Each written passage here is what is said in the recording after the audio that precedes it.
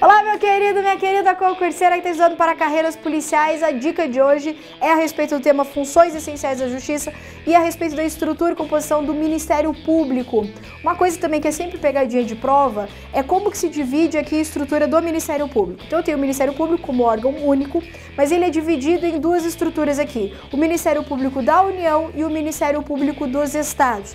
O chefe do Ministério Público da União é o Procurador-Geral da República e dos Estados, Procurador-Geral de Justiça. Agora, quem integra o Ministério Público da União? O Ministério Público da União é formado pelo Ministério Público Federal, Ministério Público do Trabalho, Ministério Público Militar e, atenção, Ministério Público do Distrito Federal e Territórios. Professor, mas por que o DF Territórios está aqui dentro da União e não está lá pertinho dos estados?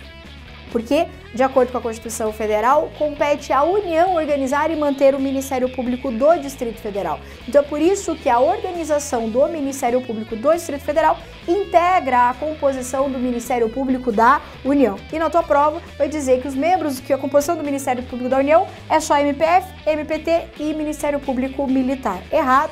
Que também tem o Ministério Público do Distrito Federal. Outro tema importante aqui dentro dessa estrutura é: e o Ministério Público do Tribunal de Contas e o Ministério Público Eleitoral? Não temos aqui, dentro dessa composição, Ministério Público do Tribunal de Contas e nem Ministério Público Eleitoral. Se vier na tua prova, o MPU é formado, MPF, e Ministério Público Eleitoral, tá errado. O Ministério Público Eleitoral ele é formado de forma emprestada, dentre integrantes do Ministério Público dos Estados e do Ministério Público Federal. Então, por isso, ele não compõe a estrutura geral aqui do MPU, assim como é o Ministério Público do Tribunal de Contas, que é uma carreira específica. Ok? Era essa a nossa dica de hoje. Até breve!